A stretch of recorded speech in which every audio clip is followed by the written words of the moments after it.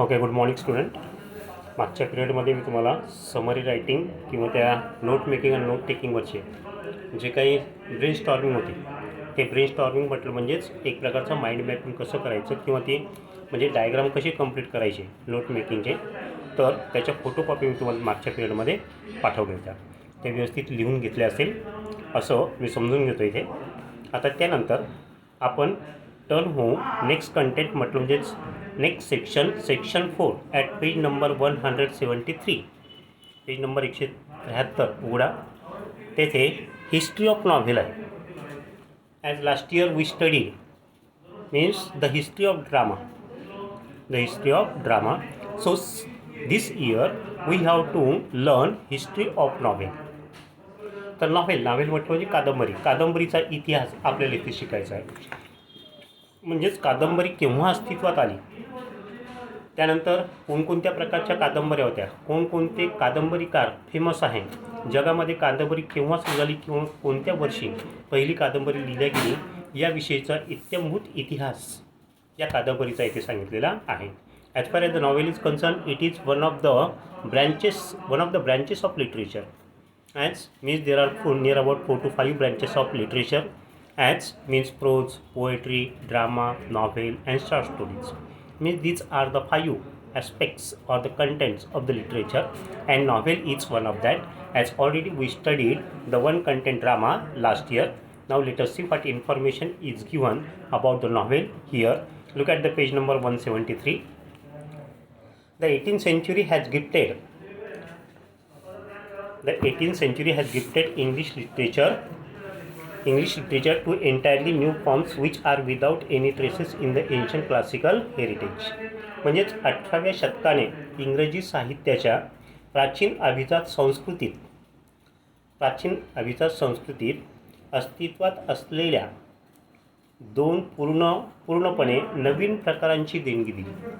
म्हणजेच कोणत्या शतकामध्ये? 18व्या शतकामध्ये. 18वे शतक म्हटलं म्हणजेच which begins from 1701 to 1799. Classical heritage म्हटलं म्हणजेच प्राचीन अभिजात संस्कृती. या दोन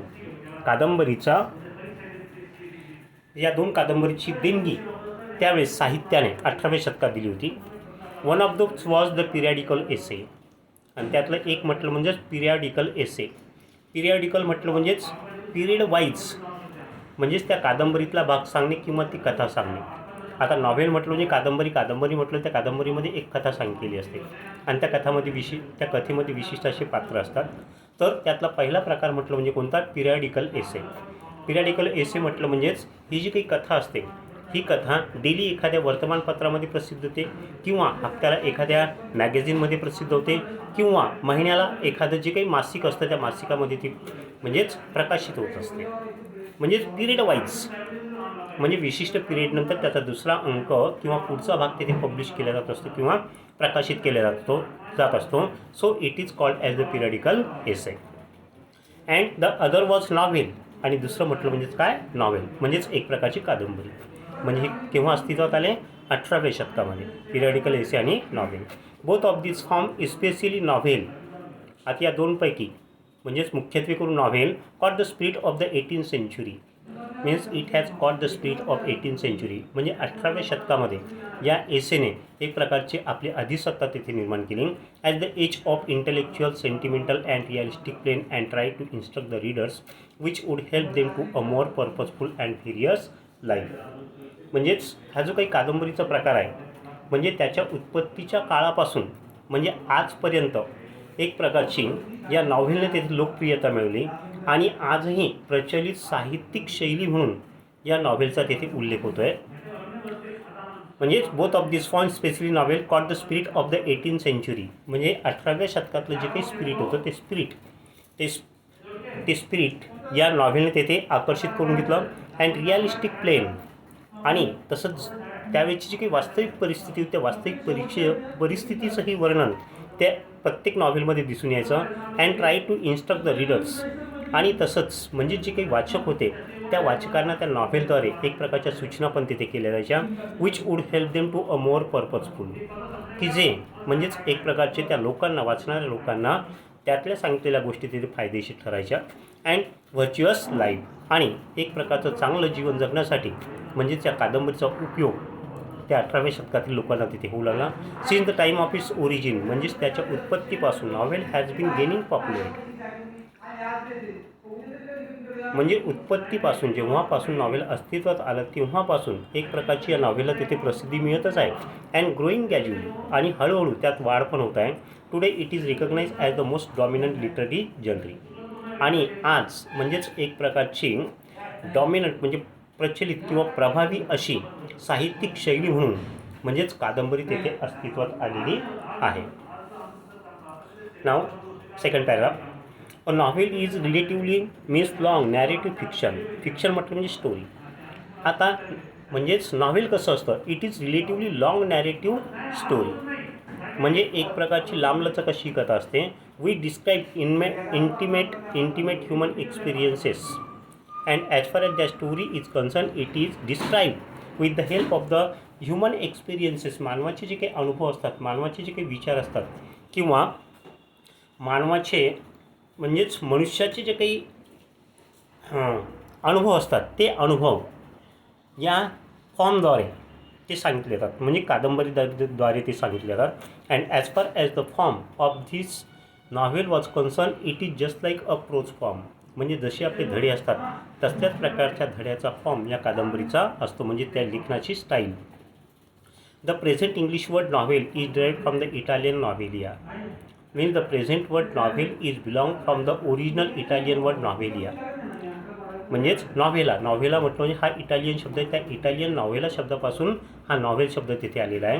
मिनिंग न्यू, त्याचा अर्थ काय, meaning new. A novel narrates a story, नॉव्हेलमध्ये काय एक प्रकारची कथा सांगितलेली असते.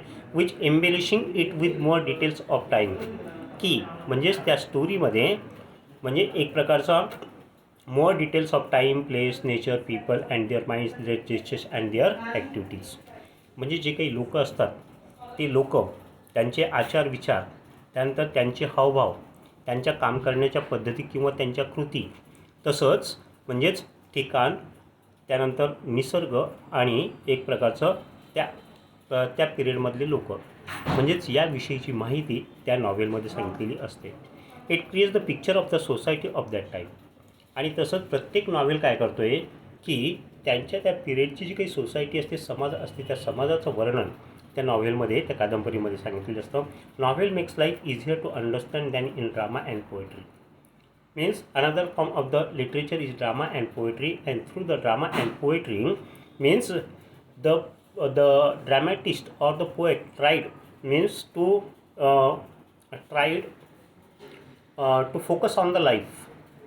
But as far as the life which is described into the novel means it makes life easier to understand. म्हणजेच नॉव्हेलद्वारे म्हणजे व्यक्तीचं जे काही आयुष्य असतं किंवा जीवन असतं ते जीवन समजण्यासाठी तिथे सोपं जातं आहे. In modern era novel has adopted little pros.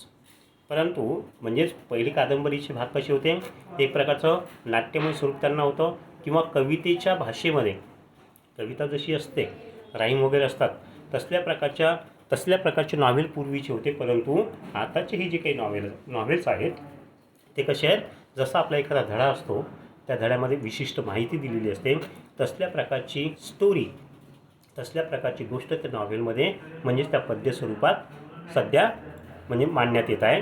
Means it becomes the most successful form of literature in 18th century.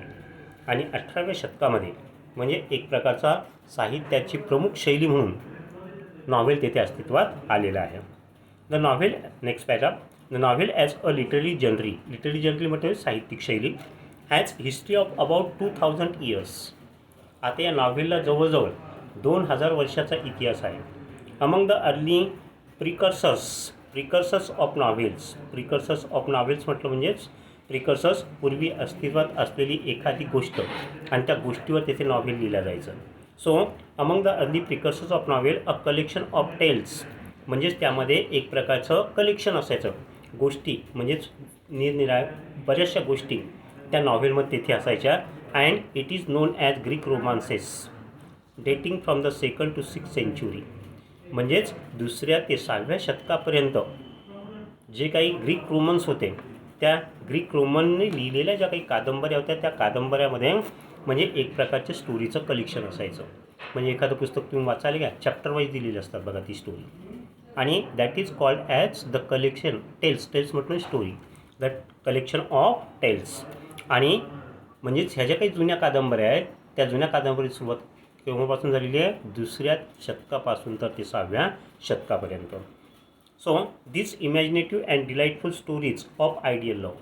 आणि हे जे काही प्राचीन अशा कादंबऱ्या होत्या म्हणजेच त्या कादंबऱ्या शक्यतोवर कशा होत्या? एक प्रकारचं आदर्श प्रेम किंवा अद्भुत असं साहस त्यामध्ये रेखाटलेलं असायचं किंवा त्याचं वर्णन त्या कादंबऱ्यामध्ये तिथे केलेलं असायचं. This imaginative and delightful stories of ideal love and marvellous adventures marvellous adventures म्हटलं म्हणजे अद्भुत असं साहस profoundly affected the creative writing of the next 1000 years. आणि जवळजवळ हजारो वर्षापर्यंत म्हणजेच त्या कादंबरीच्या प्रकारामध्ये याच गोष्टी तिथे येऊ लागल्या. म्हणजेच एखादी रोमॅन्टिक कादंबरी यायची किंवा एखाद्याने एखादं साहस जर केलेलं असेल तर त्याने सुरुवातीपासून तर शेवटपर्यंत म्हणजेच ते काम कसं यशस्वी केलं याबद्दलची स्टोरी तेथे सांगितलेली असायची. Though novel in the modern era म्हटलं म्हणजेच कालखंड usually makes use of a literary prose. परंतु आता ही जी काही मॉडर्न इरा आहे, मॉडर्न आधुनिक युगामध्ये जी काही कादंबरी आहे त्या कादंबरीने एक प्रकारचा प्रोजचा फॉर्म घेतलेला आहे. जो काही जुना काव्यमय होतं किंवा नाट्यीकरणामध्ये ज्या काही कादंबऱ्या होत्या त्या आता पूर्णपणे 18व्या शतकामध्ये बदललेल्या आहेत. Literary prose the earlier threads of the genre can be found. आणि जे काही ड्रॅमॅटिक कादंबऱ्या होत्या किंवा ज्याला पोएटिक फॉर्म होता असल्या प्रकारच्या कादंबऱ्या त्याची काही नावं तिथे दिलेली आहेत. म्हणजेच त्याचे धागेदोरे आपल्याला त्या जुन्या कादंबऱ्यामध्ये सापडतात. मीन्स थ्रेड म्हटलं धागे ऑफ द जनरी त्या भाषाशैलीचे can be found in Virgil's Eclogues और मार्लोज मॉर्टे डी ऑर्थर और जेफ्री कॅरेक्टर्स और the Canterbury Tales. Means as far as this novels we are concern it we are written in the form of verses of that time. Means between 2nd to 6th century म्हणजे 2ऱ्या ते 6व्या शतकापर्यंत. म्हणजेच या कशामध्ये लिहिलेल्या आहेत? कवितेच्या स्वरूपामध्ये या कादंबऱ्या तिथे लिहिलेल्या आहेत. लक्षात बरं. बाकीचा पुढचा भाग आपण पुढच्या व्हिडिओमध्ये बघू. Okay, have a good day.